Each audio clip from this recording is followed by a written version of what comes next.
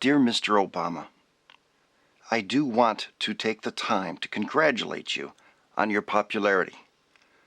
I can understand why 98% of African Americans support you. You are an icon that proves America has risen above race. I applaud you, sir.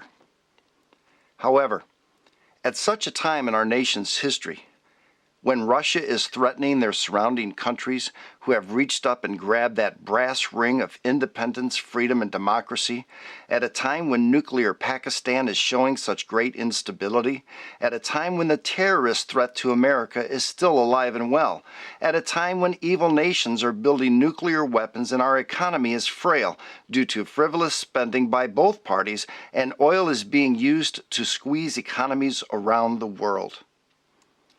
I have to know who is going to lead this great nation into our future.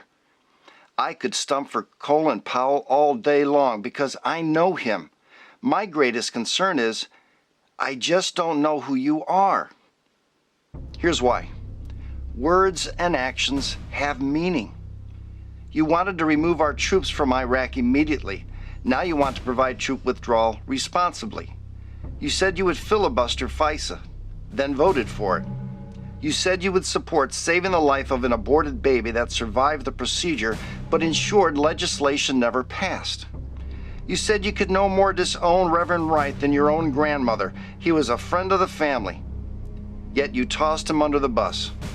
What kind of loyalty is that? Who are you loyal to, if anybody? You said we needed a national dialogue on race and got us all talking, but then never began that dialogue. You said Israel must never be divided, and the next day said it must. You said you're ready to lead, but the only true accomplishments you have had is writing 2 books about yourself. Your record of change or working across the aisle is not even negligible. You talk about hope and then tell a 7-year-old child America will never be what it once was. You agreed to public financing and then refused it. You accused Clinton and Edwards of taking union money, then took union money yourself. You said it was time to end the embargo with Cuba and then told a Miami audience you would not do so. You said we should not crack down on employers who hire illegal aliens and then said we should crack down. You told college students you would make marijuana legal and then in debates said you were against it. You said you would serve out your Senate term and then ran for president. You said you would meet with foreign leaders with no preconditions your first year in office and then laid out preconditions. You said you would rid the world of Iran's nuclear threat and then opposed labeling the Iranian Guard a terrorist organization. Is Iran a grave threat to the U.S. or a tiny country? You have said both. Tell me where you really fall on this. I think it's important, sir. You said you would repeal the Patriot Act and then voted for it. As an Illinois senator, you voted to require illegal aliens to get driver's license, and then you opposed the idea in a debate. You said you would slow development of military hardware and reduce military expenditures across the board, and now you say you will invest in our military. In short, I don't know who you are. I don't know what you represent. I don't know what you stand for. Is this just political posturing based on your audience? Are these ever-evolving positions based on your inexperience? I need to know this. As president, you would have the nuclear codes.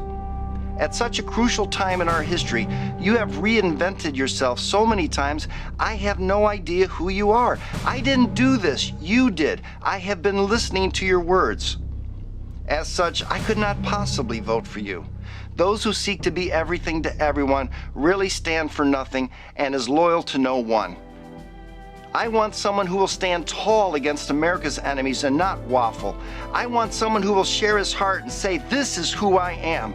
I want someone who has proven they will place country over self, over party, and over special interests. I want someone who will make the hard decisions and not be swayed by public opinion in polls. I want a patriot, not a politician. I want a leader, not a chameleon. I want a reformer, not a performer. I want change in Washington. I want McCain-Palin 2008.